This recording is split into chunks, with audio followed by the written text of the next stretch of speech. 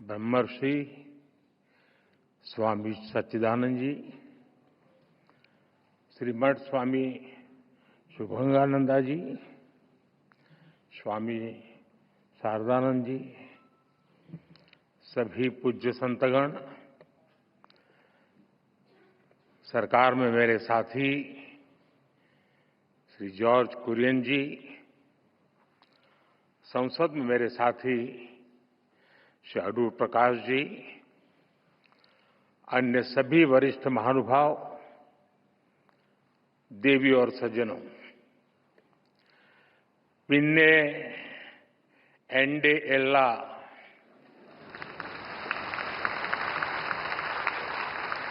प्रियपेट मलयाली सहोदरी सहोदरन Marco एंडे विनीतमाय नमस्कारों।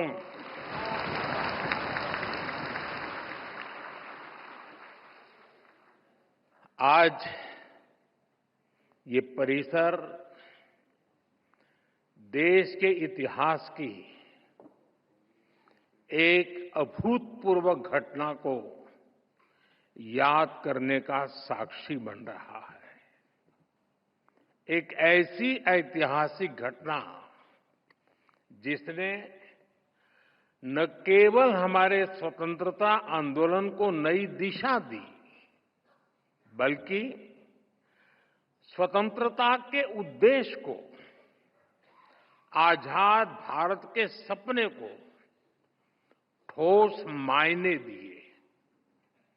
100 साल पहले श्री नारायण गुरु और महात्मा गांधी की वो मुलाकात आज भी उतनी ही प्रेरक है, उतनी ही प्रासंगिक है। 100 साल पहले हुई वो मुलाकात सामाजिक समरसता के लिए, विकसित भारत के सामूहिक लक्ष्यों के लिए आज भी ऊर्जा के बड़े स्रोत की तरह है। इस ऐतिहासिक अवसर पर मैं श्री नारायण गुरु के चरणों में प्रणाम करता हूं। मैं गांधी जी को भी अपनी श्रद्धांजलि अर्पित करता हूं। भाइयों बहनों, श्री नारायण गुरु के आदर्श पूरी मानवता के लिए बहुत बड़ी पूंजी है। जो लोग देश और समाज की सेवा के संकल्प पर काम करते हैं, श्री नारायण गुरु उनके लिए प्रकाश स्तंभ की तरह है। आप सभी जानते हैं कि समाज के शोषित, पीड़ित, वंचित वर्ग से मेरा किस तरह का नाता है, और इसलिए आज भी मैं जब समाज के शोषित, वंचित वर्ग के लिए बड़े निर्णय लेता हूं, तो मैं गुरुदेव को जरूर याद करता हूं। 100 साल पहले के वो सामाजिक हालत, सदियों की गुलामी के कारण आई विकृतियां, लोग उस दौर में उन बुराइयों के खिलाफ बोलने से डरते थे, लेकिन श्री नारायण गुरु ने विरोध की परवाह नहीं की। वो कठिनाइयों से नहीं डरे, क्योंकि उनका विश्वास समरसता और समानता में था। उनका विश्वास सत्य, सेवा और सौहार्द में था। यही प्रेरणा हमें सबका साथ, सबका विकास का रास्ता दिखाती है।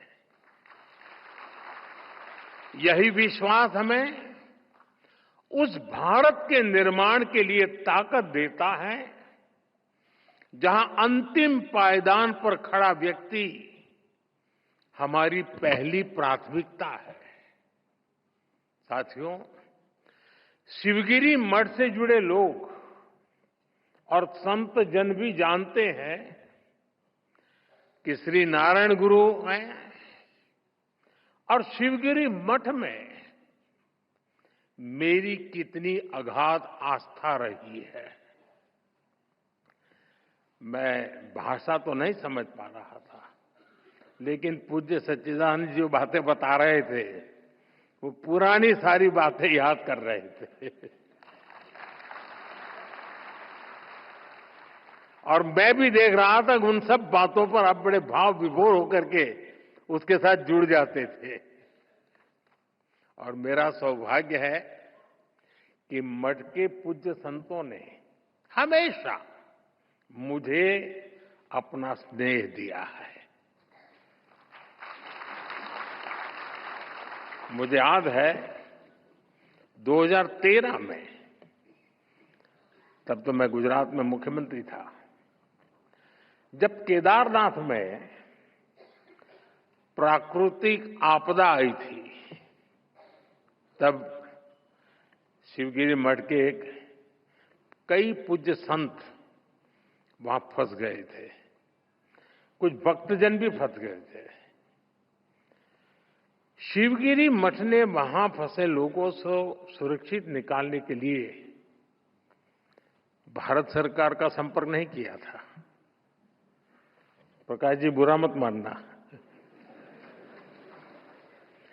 शिवगिरी मठ ने, मैं एक राज्य का मुख्यमंत्री था, मुझे आदेश दिया और इस सेवक पर भरोसा किया कि भाई ये काम तुम करो। और ईश्वर कृपा से सभी संत, सभी भक्तजन को सुरक्षित में ला पाया था। साथियों, वैसे भी मुश्किल समय में हमारा सबसे पहला ध्यान उसकी ओर जाता है जिसे हम अपना मानते हैं, जिस पर हम अपना अधिकार समझते हैं। और मुझे खुशी है कि आप अपना अधिकार मुझ पर समझते हैं। शिवगिरी मठ के संतों के इन अपनेपन से ज्यादा आत्मिक सुख की बात मेरे लिए और क्या हुई। साथियों, मेरा आप सबसे एक रिश्ता काशी का भी है।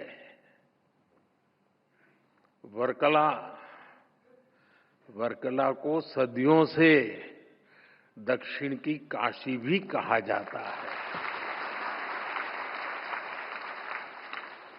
और काशी चाहे उत्तर की हो या दक्षिण की, मेरे लिए हर काशी मेरी काशी ही है।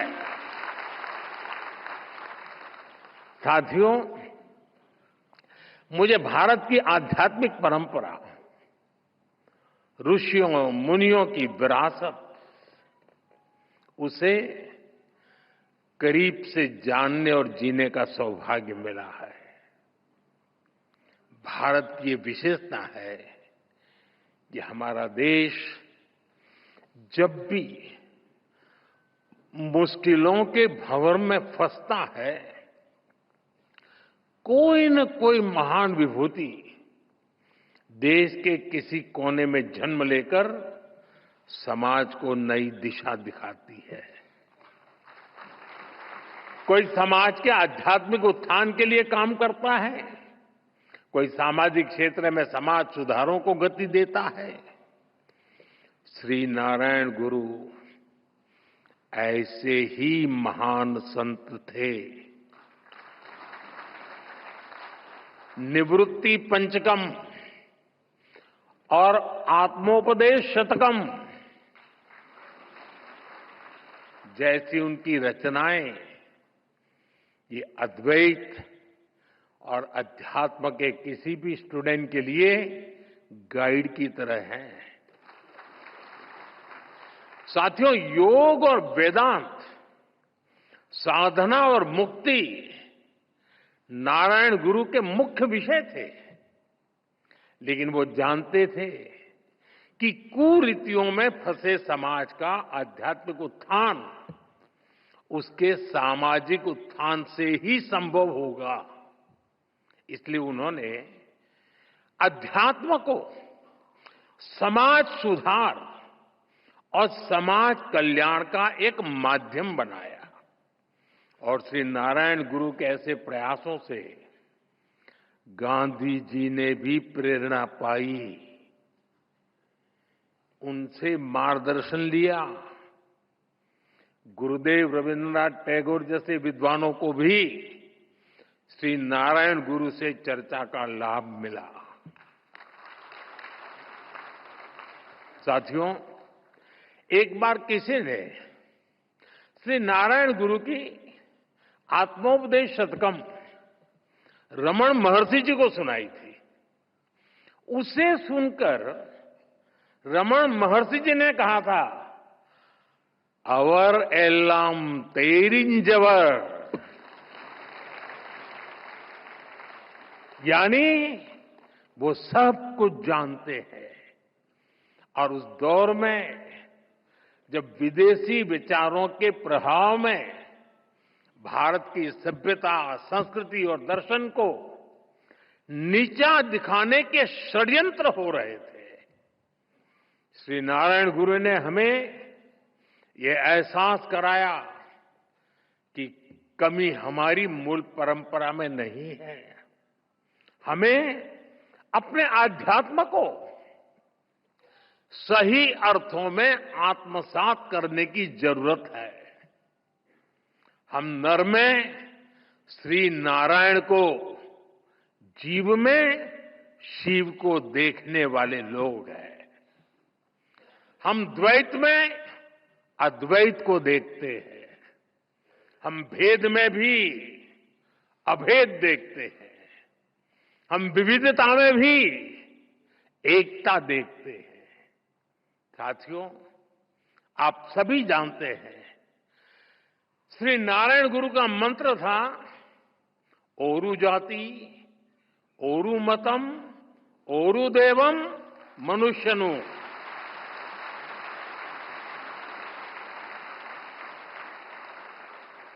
यानी पूरी मानवता की एकता, जीव मात्र की एकता, ये विचार भारत की जीवन संस्कृति का मूल है, उसका आधार है। आज भारत उस विचार को विश्व कल्याण की भावना से विस्तार दे रहा है। आप देखिए, अभी हाल ही में हमने विश्व योग दिवस मनाया। इस बार योग दिवस की थीम थी, yoga for one earth one health, यानी एक धरती एक स्वास्थ्य। इसके पहले भी भारत ने विश्व कल्याण के लिए वन वर्ल्ड वन हेल्थ जैसे इनिशिएटिव शुरू किया है। आज भारत सस्टेनेबल डेवलपमेंट की दिशा में वन सन, वन अर्थ, वन ग्रिड जैसे ग्लोबल मूवमेंट को भी लीड कर रहा है। आपको याद होगा 2023 में भारत ने जब G20 समिट को होस्ट किया था, हमने उसकी भी थीम रखी थी, one earth, one family, one future. हमारे इन प्रयासों में वसुधैव कुटुंबकम की भावना जुड़ी हुई है। श्री नारायण गुरु जैसे संतों की प्रेरणा जुड़ी हुई है। साथियों, श्री नारायण गुरु ने एक ऐसे समाज की परिकल्पना की थी जो भेदभाव से मुक्त हो।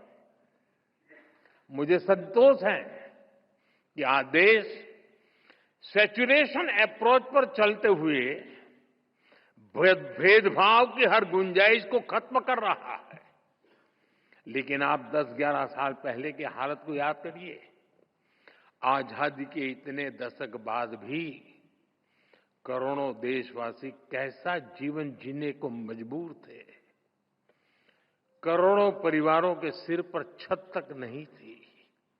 लाखों गांवों में पीने का साफ पानी नहीं था। छोटी छोटी बीमारी में भी इलाज कराने का विकल्प नहीं। गंभीर बीमारी हो जाए तो जीवन बचाने का कोई रास्ता नहीं।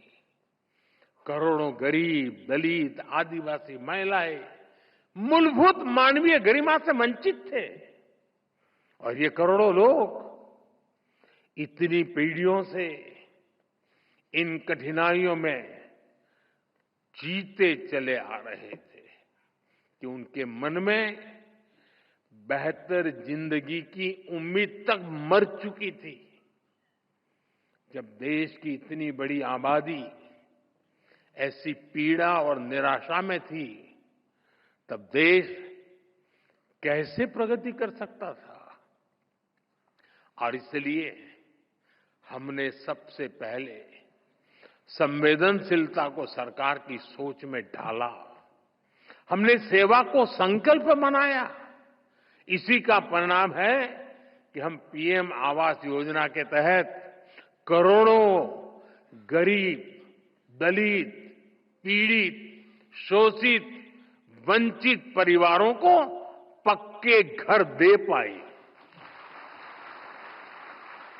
हमारा लक्ष्य हर गरीब को उसका पक्का घर देने का है। और ये घर केवल ईंट सीमेंट का ढांचा नहीं होता, उसमें घर की संकल्पना साकार होती है, तमाम जरूरी सुविधाएं होती है। हम 4 दीवारों वाली इमारत नहीं देते, हम सपनों को संकल्प में बदलने वाला घर देते हैं। इसलिए पीएम आवास योजना के घरों में गैस, बिजली, शौचालय जैसी हर सुविधा सुनिश्चित की जा रही है। जल जीवन मिशन के तहत हर घर तक पानी पहुंचाया जा रहा है। ऐसे आदिवासी इलाकों में जहां कभी सरकार पहुंची ही नहीं, आज वहां विकास की गारंटी पहुंच रही है। आदिवासियों में, उसमें भी जो अति पिछड़े आदिवासी हैं, हम उनके लिए पीएम जनमन योजना शुरू की है। उससे आज कितने ही इलाकों की तस्वीर बदल रही है। इसका परिणाम ये है कि समाज में अंतिम पायदान पर खड़े व्यक्ति में भी नई उम्मीद जगी है। वो न केवल अपना जीवन बदल रहा है, बल्कि वो राष्ट्र निर्माण में भी अपनी मजबूत भूमिका देख रहा है। साथियों, श्री नारायण गुरु ने हमेशा महिला सशक्तिकरण पर जोर दिया था। हमारी सरकार भी वुमेन लेड डेवलपमेंट के मंत्र के साथ आगे बढ़ रही है। हमारे देश में आजादी के इतने साल बाद भी ऐसे कई क्षेत्र थे जिनमें महिलाओं की एंट्री ही बैन थी। हमने इन प्रतिबंधों को हटाया। नए नए क्षेत्रों में महिलाओं को अधिकार मिले। आज स्पोर्ट्स से लेकर स्पेस तक हर फील्ड में बेटियां देश का नाम रोशन कर रही है। आज समाज का हर वर्ग, हर तबका एक आत्मविश्वास के साथ विकसित भारत के सपने को उसमें अपना योगदान दे रहा है। स्वच्छ भारत मिशन, पर्यावरण से जुड़े अभियान, अमृत सरोवर का निर्माण, मिलेट्स को लेकर जागरूकता जैसे अभियान, हम जन भागीदारी की भावना से आगे बढ़ रहे हैं। 140 करोड़ देशवासियों की ताकत से आगे बढ़ रहे हैं। साथियों, श्री नारायण गुरु कहते थे, विद्या कौन प्रबुद्धर आवुका, संगठना कौन शक्तर आऊ का प्रयत्नम कण संपन्नार आऊ का, यानी enlightenment through education, strength through organisation, prosperity through industry.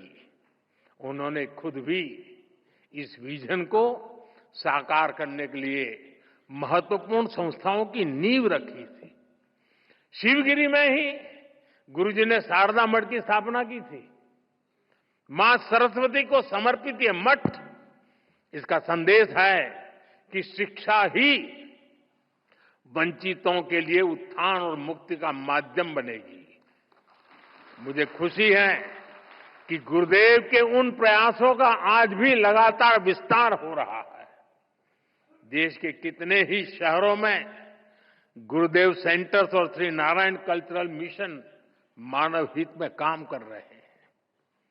साथियों, शिक्षा, संगठन और औद्योगिक प्रगति से समाज कल्याण के इस विजन की स्पष्ट छाप आज हम देश की नीतियों और निर्णयों में भी देख सकते हैं। हमने इनके दशक बाद, इतने दशक बाद देश में नई एजुकेशन पॉलिसी लागू की है। नई एजुकेशन पॉलिसी न केवल शिक्षा को आधुनिक और समावेशी बनाती है, बल्कि मातृभाषा में पढ़ाई को भी बढ़ावा देती है। इसका सबसे बड़ा लाभ पिछड़े और वंचित तबके को ही हो रहा है। साथियों, हमने पिछले एक दशक में देश में इतनी बड़ी संख्या में नई आईआईटी, आईआईएम, एम्स जैसे संस्थान खोले हैं, जितने आजादी के बाद 60 वर्षों में नहीं खुले थे।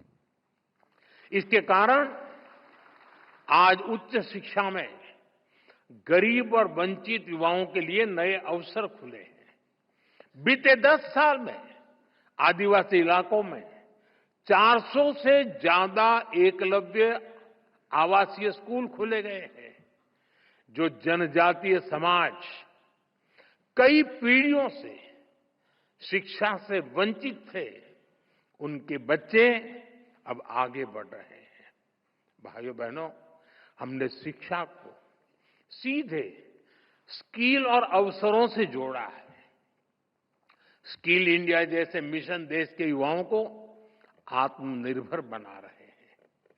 देश की औद्योगिक प्रगति, प्राइवेट सेक्टर में हो रहे बड़े रिफॉर्म्स, मुद्रा योजना, स्टैंड अप योजना, इन सबका भी सबसे बड़ा लाभ दलित, पिछड़ा और आदिवासी समाज को हो रहा है। साथियों, श्री नारायण गुरु एक सशक्त भारत चाहते थे। भारत के सशक्तिकरण के लिए हमें आर्थिक, सामाजिक और सैन्य हर पहलू में आगे रहना है। आज देश इसी रास्ते पर चल रहा है। भारत तेजी से दुनिया की तीसरे नंबर की इकोनॉमी बनने की तरफ बढ़ रहा है। हाल में दुनिया ने ये भी देखा है कि भारत का सामर्थ्य क्या है। ऑपरेशन सिंदूर,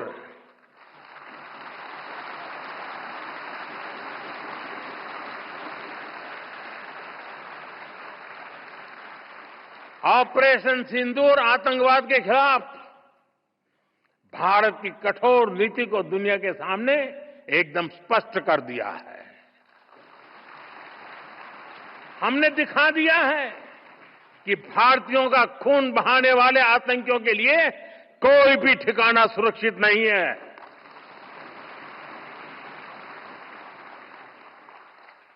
साथियों, आज का भारत देश हित में जो भी हो सकता है और जो भी सही है, उसके हिसाब से कदम उठाता है। आज सैन्य जरूरतों के लिए भी भारत की विदेशों पर निर्भरता लगातार कम हो रही है। हम डिफेंस सेक्टर में आत्मनिर्भर हो रहे हैं और इसका प्रभाव हमने ऑपरेशन सिंदूर के दौरान भी देखा है। हमारी सेनाओं ने भारत में बने हथियारों से दुश्मन को 22 मिनट में 22 मिनट में घुटने टेकने के लिए मजबूर कर दिया। मुझे विश्वास है आने वाले समय में मेड इन इंडिया हथियारों का डंका पूरी दुनिया में बजेगा।